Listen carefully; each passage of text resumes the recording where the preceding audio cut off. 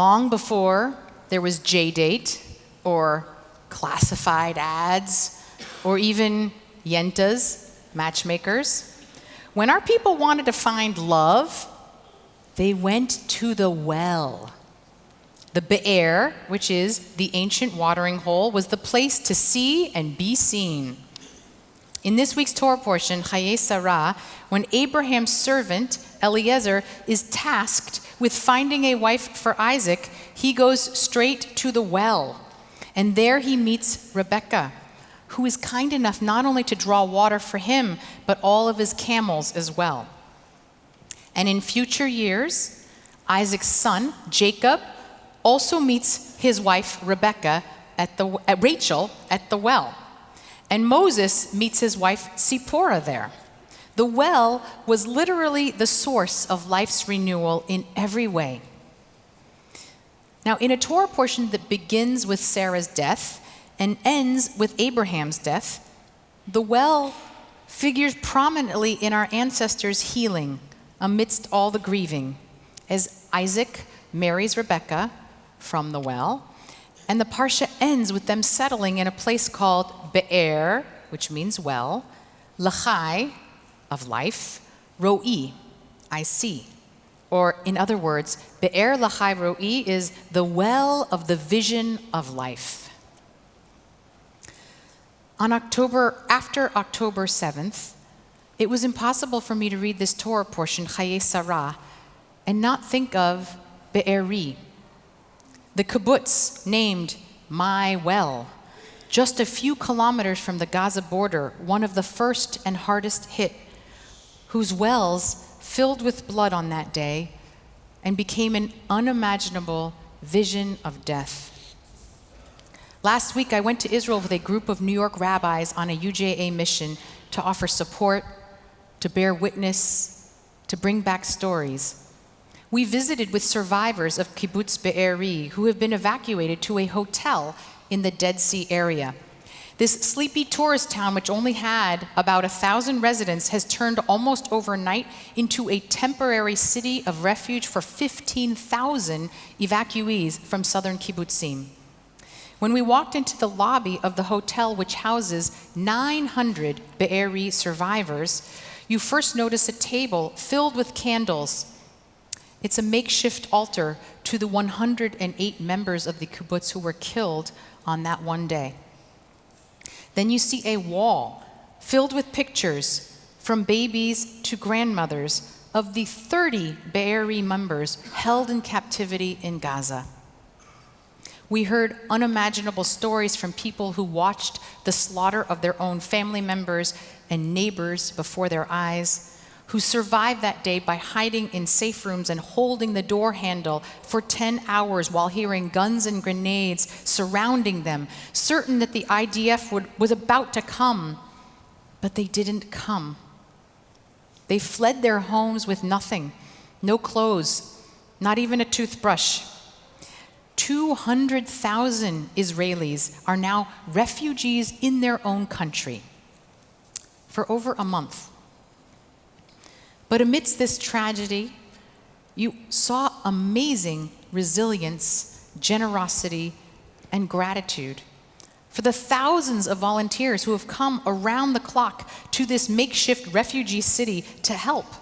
Social workers, trauma specialists, yoga teachers, massage therapists, all offering their services daily to the thousands who are there.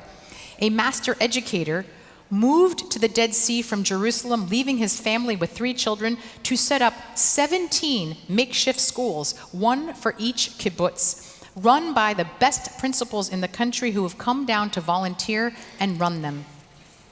In Jerusalem, which has 35,000 evacuees, and a Lot, which has 60,000 evacuees, there is a similar core of volunteering and donating and cooking and babysitting and laundry, all organized from these situation rooms, hamals, run with the efficiency of a wartime effort.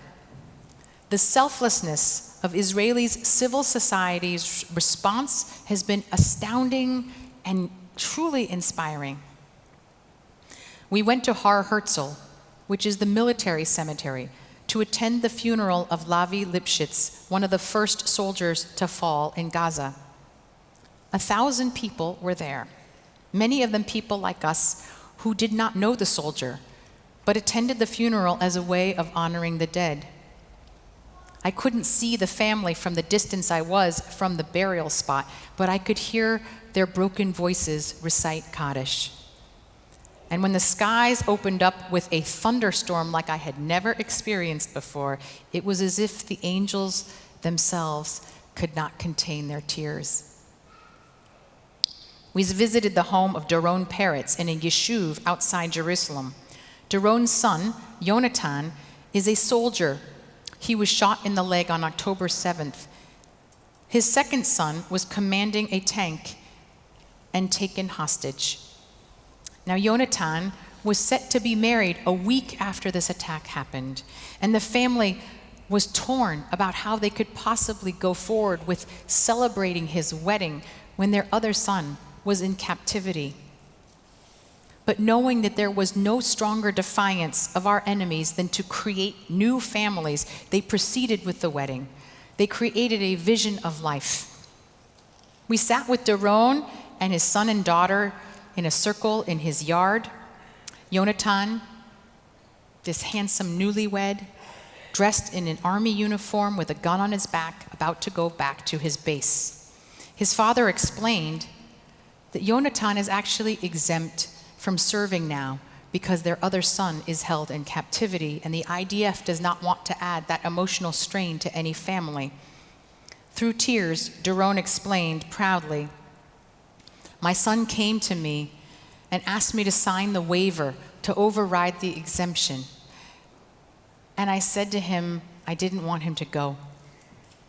And my son said to me, 'You're speaking like a father, but this is the son you raised me to be. I need to go and protect our country.'" The sense of gratitude for our visit was overwhelming. As if this sense of connection between our communities has never felt stronger.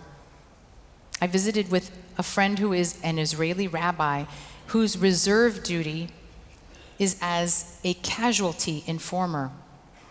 He has the excruciating and sacred task of having to knock on the door to tell a family that a loved one has died. He has not been sleeping in the last 4 weeks.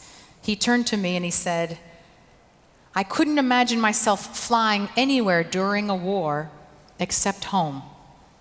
Thanks for showing and reminding me that this is your home too." He sent me home with a jar of Israeli honey inscribed with Al Kol Ele so that I would remember the sweet along with the bitter of that trip. It's hard to describe the grief which hangs like a curtain over everything, and yet also the incredible acts of moral beauty that springs forth with such urgency from all the Israelis we met, exceptional acts of selflessness and generosity and kindness and unity. It filled my eyes to overflowing with tears over and over. Like the story of Jack and Noam, who I sat with in their apartment. They had 2 family members who were massacred on October 7th, and they have 3 family members who are held in captivity, 2 of them teenagers. Noam introduced me to her 8-year-old daughter, who was running around a little oblivious to what we were talking about. And she said, "That is my daughter, Be'eri." And I raised my eyebrows, as if, wow, that seems like a kind of complicated name for her to have right now.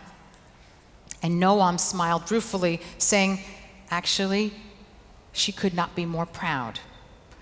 And she told me that since October 7th, 5 babies born in Israel have been given the name Be'eri.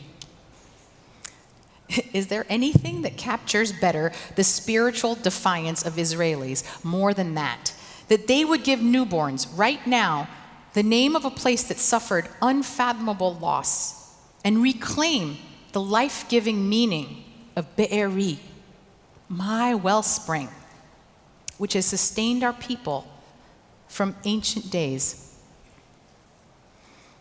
Our parsha this week, Chaye Sarah, literally means the life of Sarah, but it ironically begins with her death and ends with death. We could understand how Isaac, during this Torah portion, could just have gotten lost in his grief and his mourning, but instead he marries. He settles by a well, a source of life and renewal. This is what it means for Jews to choose life, not when it's easy, but when it feels impossible to do. The Jewish people will find their be'er l'chai ro'i, their wellspring of the vision of life.